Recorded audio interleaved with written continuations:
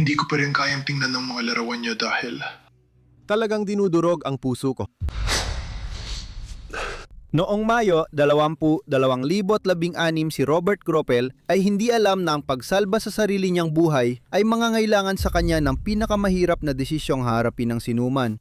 Sa taas na 28,000 talampakan mula sa level ng dagat, napanood ni Robert habang nawalan ng malay si Maria, ang kanyang asawa, sa kanyang bisig. Sa susunod na 12 oras, haharapin niya ang bundok, kamatayan at sarili niyang hangganan para mailigtas ang mahal niyang babae. Hindi ko talaga maisip kung paano niya kinayang mabuhay dala ang pasyang kinailangan niyang gawin sa huli. Mula sa magkasintahang naging nagyelong palatandaan hanggang sa asawang napilitang gumawa ng masakit na desisyon. Tatalakayin ko ang tatlong magkasintahan na ang pangarap sa Everest ay nauwi sa trahedya. At ang huling kwento natin na yon ay napakasakit na parang nagmumukhang maawain ang ibang mga kwento kung ikukumpara. Pakiramdam mo ba ay may pananagutan ka kahit paano? siyempre, pero bakit? Dahil isa akong asawa, trabaho ko na protektahan ang asawa ko at iuwi siya ng ligtas. Kaya natural lang nasisihin ko ang sarili ko. Walang naninisi, maligayang pagdating sa extreme. Hayaan mong simulan ko sa kwentong mananatili sa isip mo ng matagal kahit tapos na ang video na ito. Ika-22 ng Mayo, 1978 iyon. Malapit nang makamit ni Frances Arsentev ang magpapasikat sa kanya magpakailanman, ngunit hindi sa inaasahan niyang paraan. Hindi tipikal na umaakyat ng Everest si Frances. Isa siyang 40 taong gulang na accountant mula Colorado na nagkaroon ng obsesyong sumakop sa buo niyang buhay, ang maging unang Amerikanang babae na makaakyat sa tuktok ng Mount Everest nang hindi gumagamit ng deboteng oxygen. Ngayon, hayaan ninyong ipaliwanag ko kung ano ang ibig sabihin nito. Sa tuktok ng Everest, isang katlo lang ng oxygen ang mayroon, kaya karamihan ay namamatay kapag umakyat ng walang dagdag na oxygen. Mga 200 tao lang ang matagumpay na nakagawa nito mula sa libu-libong sumubok. Pero sina Frances at ang asawa niyang si Sergey ay tinawag ng mga umaakyat na purista na naniniwalang pandaraya ang paggamit ng deboteng oxygen sa bundok. Hindi ito ang una niyang malaking pag-akyat. Bago ang 1978, napatunayan na niya ang sarili niya sa ilan sa pinakamahirap na bundok sa mundo. Pero ang karanasan niya sa mataas na altitude ay nakatuon sa mga bundok ng Alaska at Russia. Noong 1972 habang umaakyat sa Mount Denali, ang pinakamataas na bundok sa Hilagang Amerika, nakilala ni Francis si Sergey Arsentev. Iba man ang ekspedisyon nila, nagtagpo sila sa Nadjeylong Dalisdis ng Denali at doon nagsimula ang samahan na nagdala sa kanila sa iba't ibang tuktok ng mundo. Magkasama nilang naakyatin na Francis at Sergey ang Denali at Mount Elbrus sa Russia. Ngunit hindi pa bihasa si Francis sa mga bundok ng Himalaya. Walang tala na sinubukan ni Francis akyatin ang ibang matataas na tuktok sa Himalaya bago ang Everest.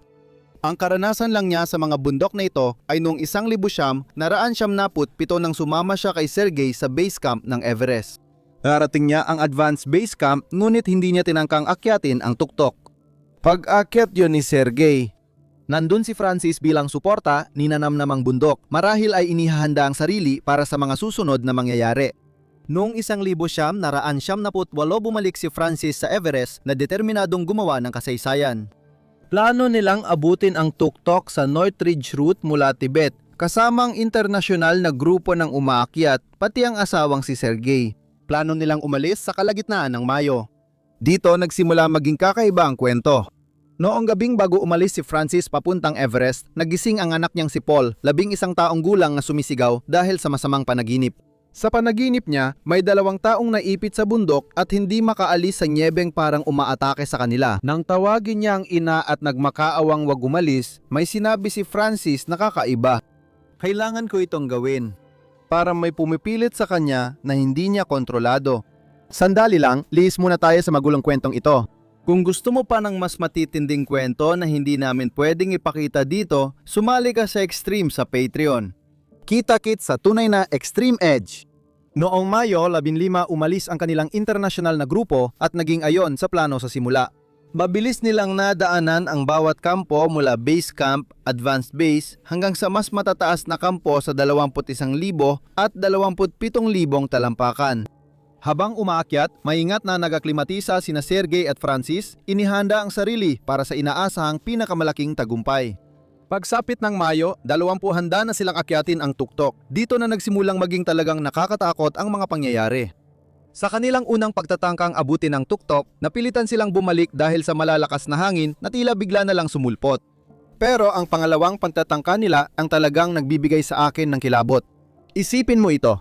Akyat ka sa death zone sa dilim, umasa lang sa headlamp mo para mag-navigate sa nagilong gilid at bitak na pwedeng ikamatay mo agad. At sa pinakamalalang sandali, biglang namatay ang headlamp mo, basta tumigil.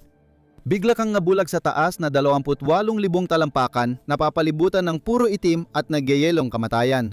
Karamihan sa mga tao ay tatawagin yung isang senyales, isang babala mula sa bundok mismo na dapat ka nang bumalik at umuwi. Hindi ganoon ang tingin ni na Francis at Sergey. Para sa kanila, ang bawat pagkabigo ay hadlang lang na dapat lampasan. Naalala mo ba ang bangungot ng anak niya? 2 tao na naipit sa bundok at hindi makalabas sa nyebe na parang inaatake sila? Ngayon, pagkatapos ng 2 nabigong pagtatangka at may mga gamit na bigla na lang nasisira sa pinakamasamang pagkakataon, maiisip mo siguro na baka may magtaka kung ang panaginip na iyon ay sinusubukang bigyan sila ng babala tungkol sa isang bagay. Pero siguro, ang pagkahumaling ay may paraan para ipagsawalang bahala mo ang mga palatandaan na nasa harap mo na. Sasabihin mong panaginip lang yon. Noong Mayo 22 sa kabila ng mga kabiguan, sinubukan nilang umakyat sa tuktok sa 3 beses. Sa pagkakataong ito, may kakaiba. Perpekto ang panahon at gumana ang mga kagamitan. Parang pinapaintulutan sila ng bundok na magtagumpay. At bandang hapon, Mayo 22, 1,978 sa wakas ay nagawa nila ang imposible. Si Francis ang unang Amerikanang babae na kaabot sa tuktok ng Everest nang walang karagdagang oksigen. Napatunayan nilang kayang lampasan ng determinasyon ng tao ang lahat nakatayo sa tuktok ng mundo. Isa ito sa pinakakamangha-manghang tagumpay na maaring makamit ng sinumang umaakyat ng bundok. Pero hindi pa tapos ang bundok sa kanila. Dahil umakyat sila ng walang oxygen, sobrang bagal ng kanilang kilos buong araw. Pagdating nila sa tuktok, sobrang huli na ng oras at delikado na yon. Dahil gabi na, napilitan silang bumaba sa dilim at dito lumabas ang tunay na anyo ng bundok. Ang pagbaba ng Everest ay delikado kahit sa karaniwang kondisyon. Maraming mountaineer ang nagsasabing ito ang pinakadelikadong bahagi ng karanasan sa Everest. At madali mong maintindihan kung bakit. Pagdating sa tuktok, sobrang pagod ka na, ubos na ang lakas mo, nanghihina ang kalamnan at halos wala ng enerhiya ang otak dahil sa manipis na hangin. Ang grabidad na parang kalaban habang paakyat, biglang nagiging mas malaking banta kapag pababa na. Bawat hakbang ay isang laban para manatiling nakatayo, manatiling nakatutok at magpatuloy sa paglakad. At iyan ay sa araw pa lang. Ang pagbaba mula sa Everest sa dilim ay hindi lang delikado, kadalasan ay hatol na ng kamatayan. Naglalakad ka sa makitid na gilid ng bundok na may mga bangin na 1,000 talampakan ang lalim sa magkabilang panig, tumatawid sa bitak na maaaring lamunin ka habang ang ilaw ng headlamp mo ay lumili ka ng nakakakilabot na mga anino na nagpapamukhang halimaw sa bawat anyo ng bato. Wala ka ng tamang pakiramdam sa lalim. Ang akalang matibay na lupa ay posibleng butas na diretso sa kawalan habang nakakakuha ka lang ng 1/4 bahagi ng oxygen na kailangan mo.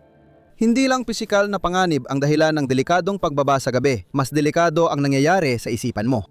Sa dilim, habang pinalilibutan ka ng umatongal na hangin at ng kaalamang ikaw lang mag-isa sa isa sa pinakamapanganib na lugar sa mundo, nagsisimula ka ng paglaruan ng isip mo. Nakakakita ka ng mga bagay na wala naman talaga. Nakakarinig ka ng mga tinig na tumatawag sa pangalan mo. Hindi ka na makapag-isip ng malinaw. Hindi ka na makagawa ng matinong desisyon. Sa deliryo ng kakulangan sa oxygen, napapalibutan ng itim at nagyayelong kamatayan, nangyari ang hindi sukat akalain. Nagkahiwalay sina Francis at Sergey habang bumababa sila sa dilim. Kalmado at maliwanag ang gabi, pero sa Everest, kahit perpekto ang langit, di ka ligtas sa matinding lamig, pagod at hirap ng mataas na altitude. Bawat hakbang ay laban at habang nilamon ng gabi ang bundok, nawala si Francis kay Sergey sa gitna ng kaguluhan. Nang sa wakas ay makarating si Sergey sa kampo pagsapit ng madaling araw matapos ang oras ng pag-akyat, lumingon siya, inaasahang darating si Francis sa likuran niya, pero wala siya. Maisip ko lang ang takot na naramdaman niya sa sandaling yon nang mapagtanto niyang ang babaeng mahal niya ay nasa kung saan sa taas ng bundok na mag-isa, walang oxygen at malamang ay namamatay na. Marami ay pipili na lang manatili sa kampo, tatanggapin ang katotohanan at unahin ang sariling kaligtasan. Pero hindi kayang tanggapin ni Sergey ang ganoong desisyon. Kaya kahit pagod na siya, kahit alam niyang napakadelikado nito, ginawa niya ang isang bagay na nagtakda ng kapalaran nilang dalawa. Kinuha niya ang tangke ng oxygen at gamot at bumalik sa death zone para hanapin ang mahal niyang babae. Samantala, sa umaga ng Mayo 23, isang Uzbek na grupo na paakyat sa tuktok ang nakakita kay Francis na nasa masamang kalagayan. Halos wala na siyang malay at may matinding sintomas ng kakulangan sa oxygen at frostbite. Namamaga ang utak niya dahil sa kulang sa oxygen. Magdamag na nag-iisa si Francis sa death zone dahil hindi na talaga niya kayang makasabay kay Sergey pababa. Dahil walang dalang oxygen sa bote, mas mabagal siyang gumalaw at unti-unti nang gumibigay ang kanyang katawan dahil sa pagod at kakulangan ng hangin. Hindi tulad ni Sergey na may ilang taong karanasan sa matitinding altitude at kayang tiisin ang paghihirap, mas mahina at hindi handa si Francis sa ganitong hirap. Dahil dito, malayo na siyang naiwan at hindi na makausad pa. Ngayon, unti-unti na siyang namamatay, selula kada selula. Nagulat ang mga Uzbek sa nakita nila kaya agad nilang tinulungan, binigyan ng natitirang oxygen at sinubukang buhatin siya. Agad nilang naisip na dahil pagod na sila, kung bubuhatin pa nila siya o magtatagal pa, malamang sila rin ang mamatay. Kaya, sa harap ng kanilang sariling kaligtasan, napilitan silang gumawa ng isang napakasakit na desisyon. Ikinabit nila siya sa safety rope na nakalinya sa ruta para siguraduhing hindi siya madudulas pababa ng bundok at iniwan siya roon, nangakong susubukan siyang tulungan muli pagbalik nila pababa. Pagbalik nila matapos ang ilang oras, buhay pa rin si Francis, ngunit lalong humihina ang kalagayan niya. Sa oras na ito, mahigit 12 oras nang nakabilad si Francis sa death zone at ang mga umaakyat mismo ay lubos ng pagod. Wala na talaga silang lakas para matulungan pa siya. Kailangan nilang iligtas ang sarili para mabuhay. Kaya iniwan na naman nila siya, pero sa pagkakataong ito, tuluyan na. Habang gumababa mula tuktok, tinungo ng mga Uzbek ang Kampo 6, ang pinakamataas sa bahaging iyon ng Everest. Pagod sila at nakatuon lang sa makabalik ng ligtas. Sa pagbaba nila, mataas sa Kampo 6 at malalim sa death zone, nakita nila si Sergey Arsentiev na umaakyat mag-isa. May dala siyang oxygen tank at gamot. Kahit sobrang pagod na, umaakyat pa rin si Sergey para hanapin ang asawang si Francis dahil sa matinding pagmamahal na nabulag siya sa katotohanan ng kanyang ginagawa. Ito ang huling beses na nakita si Sergey Arsentiev na buhay. Isa sa pinaka-nakakatakot na misteryo ng Everest ang nangyari sa huling oras ni Sergey. Nakita ba niya si Francis? Sinubukan ba niyang iligtas siya sa huling sandali? Namatay ba siya sa dilim na di alam ang nangyari kay Francis? Tinago ng bundok ang mga lihim. Kinabukasan, Mayo 24 natagpuan ni Ian Woodall ng Britain at Cathy O'Dowd ng South Africa si Francis sa eksaktong lugar na iniwan siya. Noong oras na yon, mahigit 30 oras na siyang nasa death zone. Buhay pa siya, ngunit halos wala na. Nang tumingin si Cathy sa mga mata ni Francis, may nakita siyang habang buhay na magpapabagagag sa kanya. Maputing maputi at makinis ang balat niya, palatandaan ng matinding frostbite, parang porselanang manika. Nakatingin sa akin ang kanyang mga pupilang hindi nakapokus, malalaki at madidilim na parang kawalan. "Huwag mo akong iwan," bulong niya muli. Sumama ang pakiramdam ko. Parang kamukha ko siya sa isang nakakagulat na sandali. Pakiramdam ko ay parang nasilip ko ang isang posibleng hinaharap para sa sarili ko. At pagkatapos ay bumulong si Frances ng mga salitang magiging huling mensahe niya sa mundo. "Huwag mo akong iwan. Huwag mo akong iwang mag-isa, pakiusap." Iyan ang huling sinabi ni Frances Arsentiev. Sinubukan ni Woodall at O'Dowd na iligtas siya ng buong lakas, ngunit huli na ang lahat. Namatay siya na makita siyang nakahiga ng patagilid at nakakabit pa rin sa lubid na gabay. Ang babaeng nakagawa ng imposibleng bagay ay naging isa na namang biktima ng malupit na matematika ng bundok. Ito ang dahilan kung bakit nakakabahala ang kwento ni Francis at Sergey. Namatay si Francis na hindi alam na isinakripisyo ng asawa niya ang buhay nito para mailigtas siya. Natagpuan ni Jake Norton, miyembro ng ekspedisyong Mallory at Irvine, noong 1979 ang katawan ni Sergey noong sumunod na taon. 9 na taon nakita ang katawan ni Frances sa pangunahing ruta ng pag-akyat. Tahimik siyang nakaupo sa nyebe, nakatali sa lubid, nakadilat ang mga mata at sumasayaw ang buhok sa hangin. Tinawag siyang Sleeping Beauty ng mga umaakyat dahil parang nagpapahinga lang siya. Libu-libong tao ang dumaan sa kanya papunta sa tuktok. Siya'y naging palatandaan at gabay sa daan. "Lumiko ka pakaliwa sa Sleeping Beauty," sabi nila. Ang babaeng gustong patunayan na kayang akyatin ng mga Amerikano ang Everest nang walang oxygen ay naging atraksyon sa ibang umaakyat. Noong 2007, pinangunahan ng British climber na si Ian Woodall ang ekspedisyon para bigyan si Francis ng mas marangal na libing na hindi niya maalis sa isip ang pagkikita nila. Binalot siya ng watawat ng Amerika at inilipat sa lugar na hindi na siya makikita ng mga umaakyat. Maliit man ang malasakit na ito, hindi nito mababawi ang trahedya. Ang pinaka nakakabahala para sa akin sa kwento ni na Francis at Sergey ay kung paano nito ipinapakita na ang pagmamahal mismo ay maaaring maging isang sentensya ng kamatayan sa Everest. Kung tinanggap ni Sergey ang pagkawala ni Francis at inuna ang sarili, baka buhay pa siya ngayon. Pero hindi niya maatim ang pasyang iyon, kaya iba ang pinili niya at iyon ang ikinamatay niya. Pero hindi natatangi ang kanilang trahedya. 19 na taon bago, may magkasintahan ding natutong minsan walang saysay ang karanasan kapag ang bundok nang nagpasyang durugin ka. Oktubre 2, 1979 noon at si Hannelore Schmatz na 39 na taong gulang ay malapit nang gumawa ng desisyon na magiging napaka-notorious. Nakaupo sa nyebe sa taas na 28,000 talampakan habang lumalaganap ang dilim, tila iyon ang pinakamakatwirang desisyon. Hindi baguhan si Hannelore na napasubo lang sa sitwasyon. Siya at ang asawang si Gerhard ay mga batikang mamumundok na Aleman na ilang taon nang magkasamang umaakyat sa pinakamapanganib na bundok sa mundo. Hindi lang sila naghahanap ng saya o libangan. Seryoso silang umaakyat ng bundok, naunawaan ang panganib, nagpaplano at sumusunod sa safety protocol. Si Gerhard ang namuno sa ekspedisyon. Sa edad na 50 siya, sanang magiging pinakamatandang lalaki na aakyat sa tuktok ng Everest noon. May 8 bihasang umaakyat at 5 Sherpa sa grupo. Kasama rito si Ray Jennett, isang alamat sa pag-akyat at dating kasama ng mag-asawang Smuts. Si Ray ay tinitingalang umaakyat na naligtas sa matitinding tuktok ng Alaska at naikwento ang kanyang karanasan. Kung may magtatagumpay sa Everest, dapat ang grupong ito. Mayroon sila ng karanasan, paghahanda at pamumuno. Dapat sana ay isang perpektong ekspedisyon ito. Sa halos buong pag-akyat, yun nga ang nangyari. Sinunod ng grupo ang safety protocol, nag-acclimatize ng maayos sa bawat kampo at umakyat sa bundok na parang operasyong militar. Noong Oktubre, isa narating ni Gerhard ang tuktok. Sumunod si Hannelore kinabukasan ng hapon. Oktubre 2, narating nila ang tuktok kasama sina Ray Jennett at 2 Sherpa na tupad ang kanilang pangarap matapos buwan ng pagpaplano. Hindi malilimutan ni Hannelore ang karanasan ng pagtayo sa tuktok ng mundo. Ginawa niya ang lahat ng tama. Ang kanyang koponan ay may karanasan, handa at sa wakas nagtagumpay. Nakakabahala ang susunod na mangyayari dahil minsan walang pakialam ang bundok sa lahat ng iyon. Habang bumababa ang kuponan ni Hannelore, naramdaman nila ang pagod sa paraang di rin napapansin ng mga bihasang umaakyat. Sa matinding taas, hindi lang pagod ang katawan mo, literal na namamatay ito. Nauubusan ng oxygen ng iyong utak.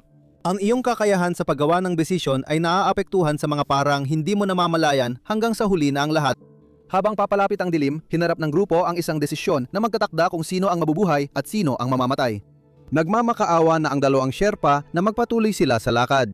Para umabot agad sa Camp 4 bago dumilim, may naintindihan ang mga gabay na di lubos na unawaan ng mga kanluraning umakyat. Hindi nagpapatawad ang death zone sa sinumang magtatagal doon, gaano man sila kakaranas. Pero sina Hannelore at Ray Jennett ay sobrang pagod na lagpas pa sa anumang naranasan nila noon. Bawat hakbang ay parang maraton. Nangangatog na ang binti nila sa pagod at malabo na isip dahil kulang sa oxygen. At nang harapin nila ang pagpipilian kung magpapatuloy sa kabila ng pagod o titigil muna para magpahinga, pinili nila ang tila pinaka-obvious na desisyon. Nagpasya silang magbivouac sa 28,000 talampakan. Para sa 3 bihasang mountaineer na matagal nang umaakyat sa mahihirap na kondisyon, makatuwiran nito. May sleeping bag at silungan sila. Nakabivouac na rin sila sa bundok dati. Pero ito ang di maintindihan ng otak nilang kulang sa oxygen. Ang death zone, di tulad ng ibang bundok, ay nasa taas na lampas 26,000 talampakan kung saan di na kayang mag-acclimate ng katawan. Unti-unti at di maiwasan, mamamatay ang katawan. Sa kabila ng lalo pang desperadong babala ng kanilang gabay na Sherpa, nagpasya sina Hannelore, Gerhard at Ray na manatili para sa akala nilang mahirap ngunit malalampas ang gabi. Nanatili ang mga Sherpa sa grupo kahit alam nilang delikado at nais nilang magpatuloy ang lahat. Batay sa karanasan nila, ang paghinto sa death zone ay nakamamatay na mali. Dahil sa katapatan at pananagutan, nanatili silang kasama ng mga umaakyat at ibinahagi ang matinding panganib. Hindi nila alam na pinirmahan na nila ang sarili nilang sentensya sa kamatayan. Noong gabing iyon, habang bumabagsak ang temperatura ng lampas sa nagyayelong antas at sinusubukang tangayin sila pababa ng bundok ng malabadyong hangin, unti-unti nilang natuklasan ng tunay na likas ng bundok. Hindi lang ito basta panahon. Isang makinang pamatay na matagal nang naghihintay ng maling desisyon nila. Pagkatapos, sa gitna ng dilim, may nakakatakot na nangyari. Si Ray Janet ay nagsimulang mamatay sa hypothermia sa sleeping bag niya, ilang talampakan lang kina Hannelore at mga Sherpa. Hindi ko maisip kung ano ang naramdaman nila sa mga oras na yon. Nakahiga ka sa sleeping bag mo, nilalabanan ang hypothermia habang naririnig mong namamatay ang kaibigan at kapareha mo sa pag-akyat na ilang talampakan lang ang layo. Si R ay hingal, nahihirapang huminga sa manipis na hangin, unti-unting bumibigay ang katawan niya, sistema kada sistema, at wala talagang magawa si Honolulu para iligtas siya. Ang psikolohikal na trauma na karanasang iyon, dagdag pa ang sarili nilang hypothermia at matinding kakulangan sa oxygen ay siguradong napakasakit at napakabigat para sa kanila. Buwan magdamag niyang pinakinggan ang pagkamatay ng kaibigan, iniisip kung sila na ang susunod at kung aabutin pa nila ang umaga. Namatay si Ray Janet ng madaling araw. Isang Sherpa na ang gumaba papuntang Camp 4 para humingi ng tulong, kaya dalawa na lang ang natirang buhay sa lugar ng bivak, si Hannelore at ang natitirang Sherpa, isang lalaking nagangalang Sherpa, Sungder. Dahil sa trauma ng pagkakita kay Ray na namatay at sa pakikipaglaban sa sarili nilang hypothermia, nagsimula ng bumaba sina Hannelore at Sundare. Ngunit ang gabi sa death zone ay nagdulot ng pinsalang hindi nila lubos na naintindihan. Namaga ang otat ni Hannelore dahil sa kakulangan ng oxygen. Unti-unting bumibigay ang katawan niya dahil sa matagal na lamig at posibleng hindi niya namamalayan na namamatay na siya. Dito, nagiging pinakamasakit sa puso ang kwento ni Hannelore sa pinakamalupit na paraan. Habang bumababa mula death zone, lalong napapalapit sina Hannelore at Sundare sa kaligtasan. Nakikita na nila mula sa malayo ang Camp 4 at malapit na, kaya marahil tanaw na rin nila ang bawat tent. 330 talampakan na lang ang layo, kasing haba ng football field, nandoon na ang init, silungan, tulong medikal at kaligtasan. 330 talampakan. Yun lang ang pumapagitan kay Hannelore sa buhay at kamatayan. Umakyat siya ng mahigit 28,000 talampakan sa pinakamataas na bundok sa mundo at 330 talampakan na lang ang layo niya sa kaligtasan. Nasira ang katawan ni Honolulu dahil sa gabing yon sa death zone. Dahil sa matinding lamig, kakulangan sa oxygen at psikolohikal na trauma, naitulak si Honolulu lampas sa kanyang limitasyon. Umupo siya at sumandal sa backpack niya, iniisip na kailangan lang ng mabilisang pahinga bago tapusin ang huling ilang daang talampakan. Hindi na siya muling nakatayo. Ang huli niyang mga salita ay simple at desperado. Too big. Pumikit siya at namatay dahil sa hypothermia at cerebral edema. Ilang minuto na lang sana bago siya marating ng saklolo. Mas nakakalungkot pa ang sinapit ni Sundare, ang Sherpa na kasama nila buong gabi ng kalbaryo. Nang mamatay si Honolulu, hindi niya iniwan ang katawan ni Honolulu para unahing iligtas ang sarili. Nanatili siyang kasama niya, sinubukang paimitin at protektahan siya mula sa hangin at lamig kahit wala na siya. Dahil sa kanyang katapatan at kabutihang loob, nawala ang lahat kay Sundare. Nang makita siya ng ibang umaakyat, halos lahat ng daliri niya sa kamay at paa ay wala na dahil sa frostbite. Tapos na ang kanyang karera bilang isang umaakyat. Isinakripisyo niya ang kabuhayan dahil ayaw niyang iwanan ang patay na babae. Nang dumating ang rescue team, nakita nila si Hannelore na payapang nakaupo nakasandal sa bag niya, nakadilat at ginagalaw ng hangin ang buhok. Parang nagpapahinga lang siya bago bumaba sa kampo. Mayroong kakaibang nakakabahala sa kung gaano siya kapayapa tingnan, na para bang nagpasya lang siyang magpahinga at hindi na muling nagising. Sa mga sumunod na taon, naging isa pang palatandaan sa bundok ang katawan ni Hannelore. Dumadaan ang mga umaakyat ng bundok kay Hannelore habang papunta sa tuktok at naging palatandaan siya na ginagamit ng mga tao para mag-orient ng kanilang sarili. Noong 1984, hindi na kayang ipagsawalang bahala ng komunidad ng mga umaakyat ng bundok ang nakakakilabot na presensya ng katawan ni Hannelore. Si Police Inspector Yogendra Bahadur Tapa at ang kanyang gabay na si Ang Dorgi ay nagmisyon para kunin at ibaba ang katawan ni Hannelore mula sa bundok. Hindi pa rin natigil ang bundok sa pag-angkin ng buhay. Namatay ang 2 lalaki sa kanilang pagtatangka. Para kahit sa mga veteranong umaakyat, ang hirap ng kondisyon sa Everest ay ginagawang delikado rin ang recovery mission tulad ng pag-akyat. Samantala, nakaligtas si Gerhardt sa ekspedisyong pumatay sa kanyang asawa at sumira sa karera ni Sundare, ngunit labis ang kanyang dinanas na hindi lang pisikal. Pakinggan ang kanyang sinabi pagbalik sa kanilang tahanan. Nakauwi ang grupo pero mag-isa na lang ako, wala na si Honalor. Habang namatay sina Francis at Sergey sa death zone at si Hanalor naman ay namatay habang ligtas na nakarating si Gerhardt sa kampo, ang huling kwento ay tungkol sa mas nakapipinsala sa isip kaysa mismong kamatayan.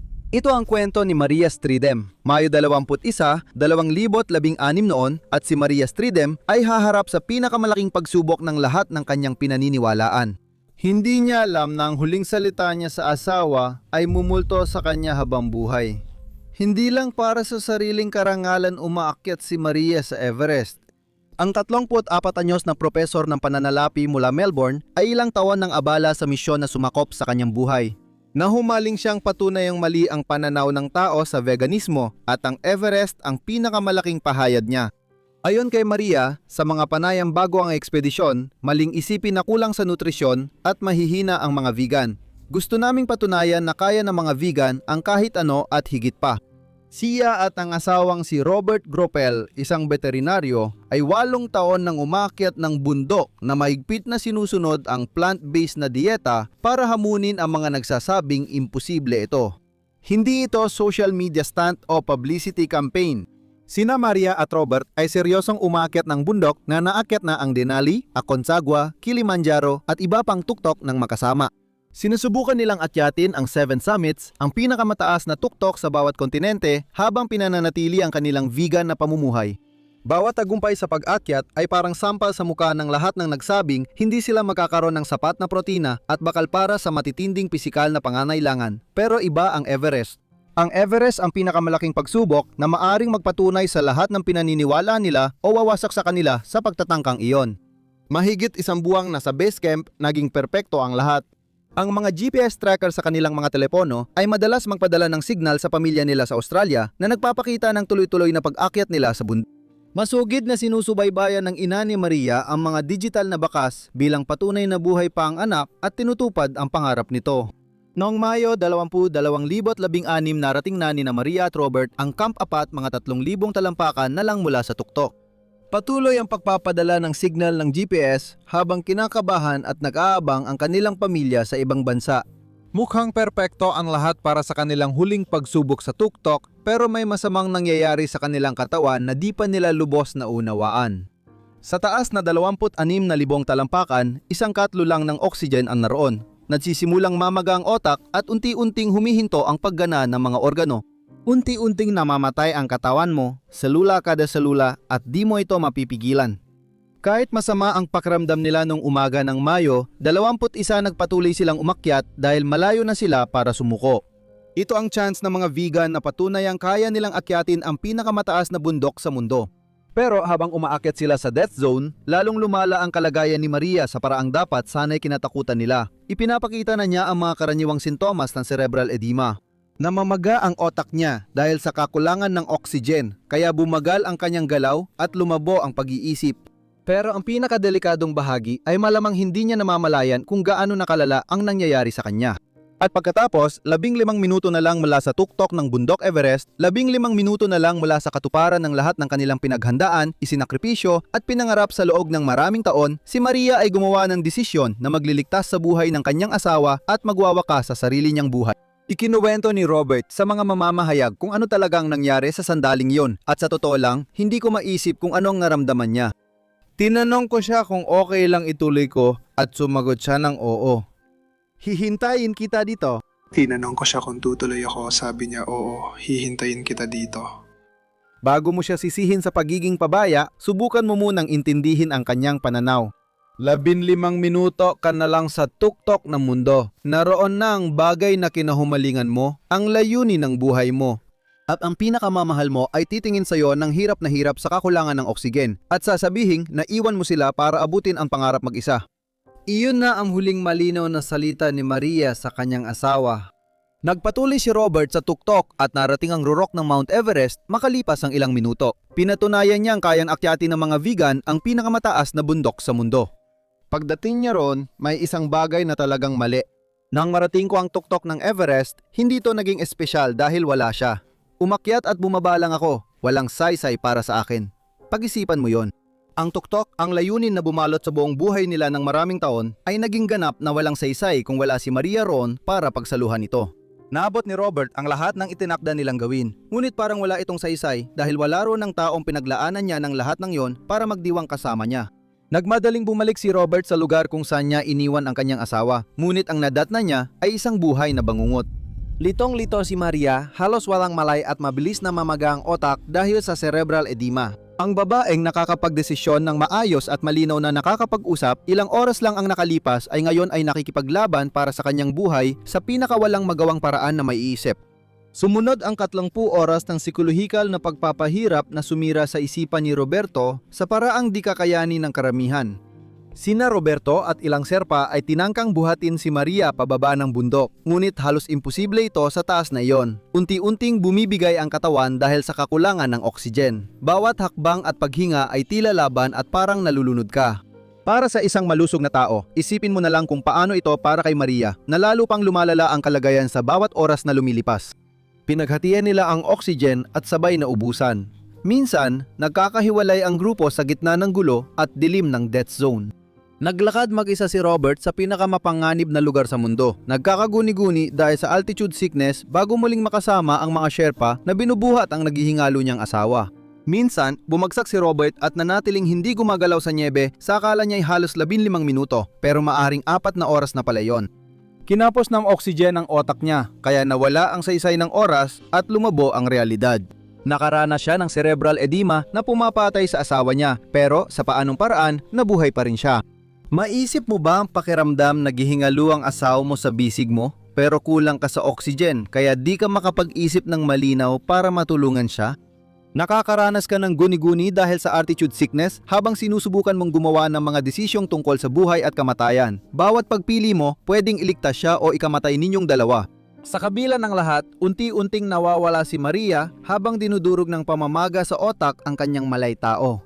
Ang babaeng gustong patunayan na kaya ng mga vegan, ang lahat ay naghihingalo sa pinakawalang magawa at nakakababa ng dignidad na paraan, binubuhat na parang kargamento sa nagyayelong disyerto. Sa 30 oras tumanggi si Robert sumuko. Patuloy niyang sinubukang buhayin siya. Patuloy na naniwala na sa kung anong paraan ay kayang lampasan ng kanyang pagmamahal at determinasyon ang hatol ng kamatayan ng bundok. Ilang beses siyang nag-iniksyon para iligtas si Maria pero walang gumana. Unti-unting tumigil ang otak niya dahil sa pamamaga at wala nang magagawa ang sinuman. Noong gabi ng Mayo 21 matapos ang mahigit 30 oras sa death zone, namatay si Maria Stridem sa mga bisig ng kanyang asawa. Ang sanhi ng pagkamatay ay high altitude cerebral edema. Namaga ng matindi ang kanyang otak dahil sa kakulangan ng oxygen kaya tumigil ito sa paggana. Si Robert ay dinala sa Kathmandu sa helicopter dahil sa cerebral edema tulad ng ikinamatay ng kanyang asawa.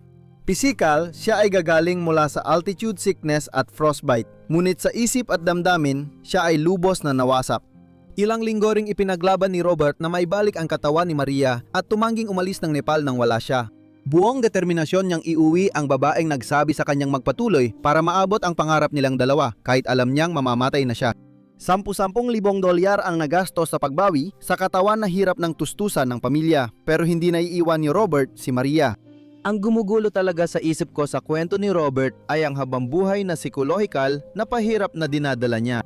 Naabot niya ang lahat ng kanilang pinang-arap gawin. Naabot niya ang tuktok ng Everest. Napatunayan niyang kayang umakyat ng mga vegan sa pinakamataas na bundok sa mundo. Siya ang nagwagi.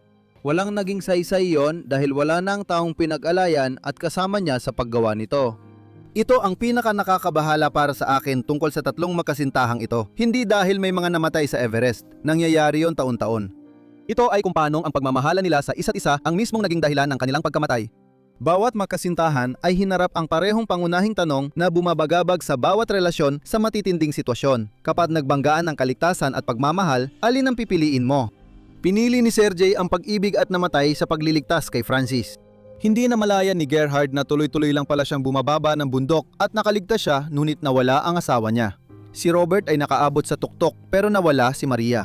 Sa huli, pare-pareho silang naiwan sa parehong sakit at konsensya anuman ang desisyon nila. Kaya ako labis na babahala sa mga trahedyang ito. Sa tingin mo, bakit kaya isinusugal ng tao ang lahat, pati relasyon, para sa bundok na di naman nagmamalasakit kung mabuhay sila o hindi? Dapat ba talagang subukan na mga magkasintahan ang mga matitinding hamon na ganito ng magkasama kahit alam nilang maaring maging napakasakit ng mga kahihinatnan? Ipaalam mo sa akin ang iyong opinyon sa mga komento. Salamat sa panonood, kita tayo sa susunod. Manatiling matapang at mamuhay ng may tapang.